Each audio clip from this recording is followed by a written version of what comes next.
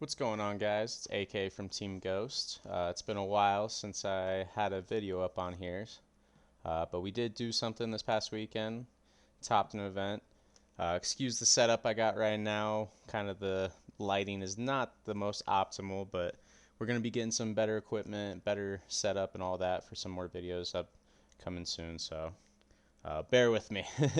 I am by means no professional, so. But I figured I'd do a video today. Last Saturday we played in the CLS number 3. We got top 4. It was 84-person event with 7 rounds. Top 16 cut. We won the top 16 in top 8, obviously, and then lost in the top 4 to Dragon Links. Shout out Landon. Ironic, I probably was going to play Dragon Link all the way up until the last couple days before the event and decided to go with Virtual World. Guess it wasn't a bad choice after all. We did get the CLS Field Center for the top cut, and top 8 got this beautiful mat I'll show off real fast. Stardust cloth mat. Other side is the black rose. That's my favorite. Yeah, shout outs to Derek and Trey for hosting the event. Shout outs to Chaos Games for hosting it last second.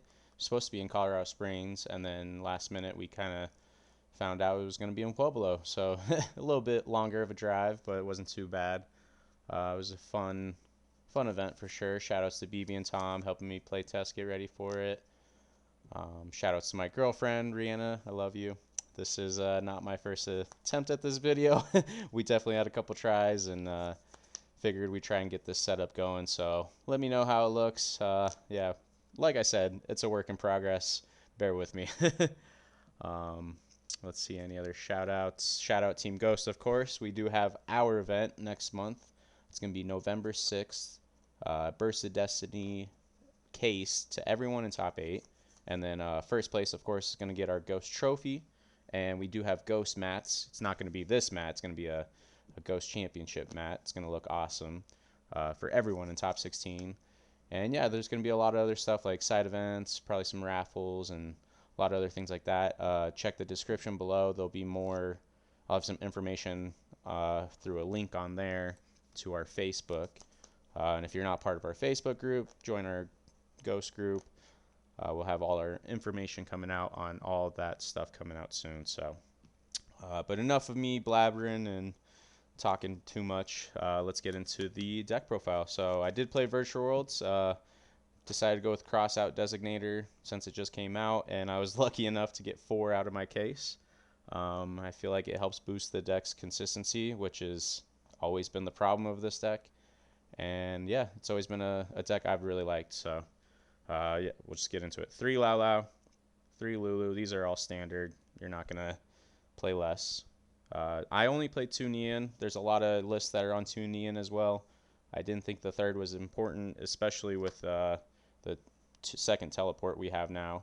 But yeah, other than that, it never came up.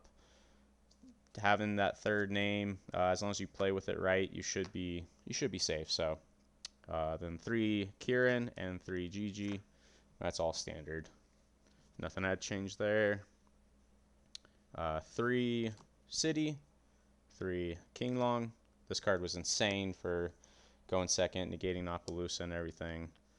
Definitely would not play less copies. I know I've seen OCG play like 2, but yeah, out here I think it's, I don't know, different style, different type of game. But yeah, 2 Chuche and 1 of the other trap. Pretty standard on the Virtual World lineup.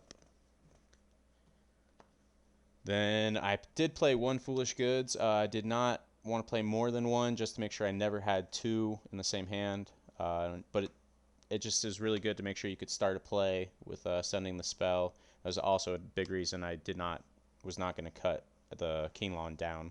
Make sure I always had a target for that. And then 2 teleports, obviously, another big reason I played this deck with the new ban list. Definitely made this deck a lot more consistent on certain plays. This doesn't obviously start your entire Virtual World combo, but it gives you a name, and it also lets you do cool things, like you could teleport out a Lulu, make a Vermilion Dragon, and Vermilion Dragon get your Lulu that way. So the card's definitely needed for the deck. obviously you're not going to play less. One upstart, so I could play 39 cards, make sure I, make it as consistent as possible. You have to see a name and a target to make sure you play. 3 desires. It's the best draw card for this deck. This is the best deck that can take most advantage of this card, putting anything you banish back off of the Neon. So that might be the only reason I would play a third Neon, is just so you don't banish both, but it never happened the entire weekend. But it is something to consider and keep in mind. That's kind of the same reasoning for 3 Chuche back in the day, but you still only need 2 Chuche because that card's really worse to open than a Neon. Neon can help you start, actually, by normal summoning. So I did only play 1 Talents. I didn't want to play second copy, just like Foolish Goods, just to make sure I never had 2 in the same hand. However, this card is pretty insane, and just to make sure you have it, maybe I might bump this up to play more. But just tried to play the most consistent version of this deck as possible. And it's also good to just have this 1 copy for the Talents to banish if they use it against me. And obviously, Called By, you're not going to drop that card. Kind of is the second Talents, but obviously they serve way different applications. And I did go with 3 crossouts for this event. Big reason I wanted to play the deck, like I said, there's a lot of cards that hurt this deck that if you cross out can just guarantee you have the play resolve. And you can do some really cool stuff with banishing a virtual world name, shuffling it back for Chuche to turn it on, or banish hand traps and Vermilion, add it back. Obviously you're only going to do that in really game states that you're already winning, so it's not the main purpose of this card, but this card's just insane. Then my targets for crossout, we did the 2 Ash, 1 Nibiru, 1 Ghost Bell, and only 1 Imperm. I only wanted to play the 1 copies just to make sure I didn't brick on seeing too many. That's the biggest problem with this deck, is bricking. It's got to be as consistent as possible. But these are the main ones that hurt the deck the most. The Imperm, not as much, because you can still resolve all your names without getting Impermed. It's the Ultimaya combo that I'm ending on, though, that does get hurt by Imperm. So figure I'd still play the 1 copy. And it also, the most common board that people end on now is with Appaloosa. And this card is just perfect to negate Appaloosa so that I can actually play the game. So other than that, that's the main deck, 40 cards. Nothing I would really change right now. Definitely with Burst of Destiny, it's going to be way different with the new cards coming out. But so extra deck, we played the 1 Fortune Tune. Should not have played this card. This card should have definitely been something else. We'll get into that later, but I never used it. It was terrible. I think I summoned it once, and it didn't matter. I lost the game. Break Sword definitely came up a lot, popping my spell to be able to play the game. Utopia Beyond, being able to get over Dragoons and other cards, just being able to OTK also, it's really good. M7, obvious staple, so you can add back stuff, add back your GG, Lao, whatever. Fan, Virtual World, just another name, XYZ, that can get into Zeus, but it's also Virtual World, so the Zeus, obvious staple, can't, huge part of this deck.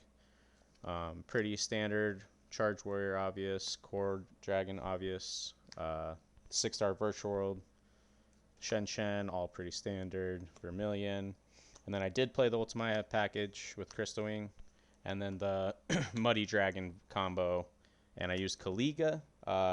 That's where the other card I should have used other than the Fortune Tune is probably going to be the Dragoons. Just for the back row decks, this Kaliga was really not good at all, so Dragoons would have helped a lot there.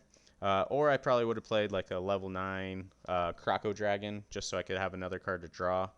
There was one time I had access to a level 9 Synchro and not a level 6, and I needed to draw a card to resolve the spell engrave, and I didn't have Croco Dragon, so Fortune Tune definitely has a couple options it could be. And that's it for the extra deck. And for the side deck, we played 2 Cycle Reader. Best card for Drytrons, definitely have to play this card. I did not see a single Drytron the entire day, and I only saw one other person playing it, Shoutout Warren. Other than that, no one was really playing it. I was pretty shocked, but you definitely cannot cut this card. This card is too good for that deck.